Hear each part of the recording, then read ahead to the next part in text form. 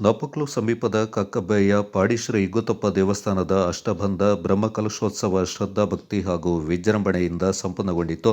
ನೀಲೇಶ್ವರ ಉಚ್ಚಿಲತಾಯ ಪದ್ಮನಾಭ ತಂತ್ರಿಗಳ ನೇತೃತ್ವದಲ್ಲಿ ಮೇ 13ರಂದು ಸಾಮೂಹಿಕ ಪ್ರಾರ್ಥನೆಯೊಂದಿಗೆ ಪ್ರಾರಂಭಗೊಂಡ ಪೂಜಾ ವಿಧಿವಿಧಾನಗಳಲ್ಲಿ ಪ್ರಮುಖವಾಗಿ ಪುಣ್ಯಾಹ, ಅಂಕುರಾರ್ಪಣೆ, ವಾಸ್ತು ರಾಕ್ಷೋಘ್ನ ಹೋಮ, ಕಲಶ ಪೂಜೆ, ಕಲಶಾಭಿಷೇಕ, ಪ್ರಾಯಶ್ಚಿತ್ತ ಹೋಮಗಳು, ಕಲಶಾಭಿಷೇಕ, ಪ್ರಾಯಶ್ಚಿತ್ತ ಹೋಮ, ಬಿಂಬಶುದ್ಧಿ, ಅಂಕುರ ಪೂಜೆ, ಶಾಂತಿ ಹೋಮ, ಅಧಿವಾಸ ಹೋಮ ಸೇರಿದಂತೆ ವಿವಿಧ ಪೂಜಾ ಕಾರ್ಯಗಳು ಜರುಗಿದವು.